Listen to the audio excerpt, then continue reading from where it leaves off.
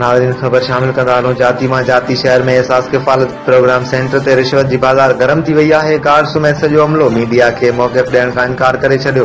Guard साफ़ियुनि सां बदतमीज़ी करण लॻो। मनपसंद पॉलिसी जारी। शहर जाती समेत आसपास जे ॻोठनि मां ईंदड़ ग़रीब औरतुनि मीडिया सां ॻाल्हाईंदे चयो त असां रुलड़े जो शिकार ऑफिस में थिया आहियूं।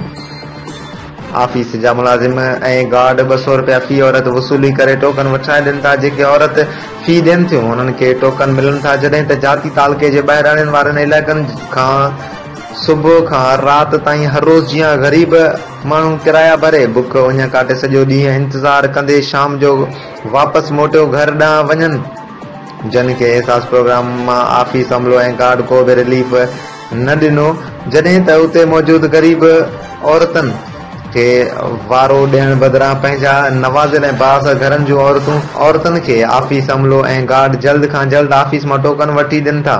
ग़रीब ऐं बेपहुच औरतुनि चीफ जस्टिस ऑफ पाकिस्तान मुतालबो कयो आहे त एहसास कफ़ालत सेंटर जो कमु ईमानदारी सां हलायो वञे त प्रोग्राम बंदि कयो वञे। लाइक कयो असांजे वीडियो खे। वधीक मालूमात जे लाइ सब्सक्राइब कयो असांजे चैनल खे। बेल आइकन ते क्लिक कयो त जीअं ईंदड़ वीडियोस अव्हां ताईं वक़्त सर पहुची सघनि।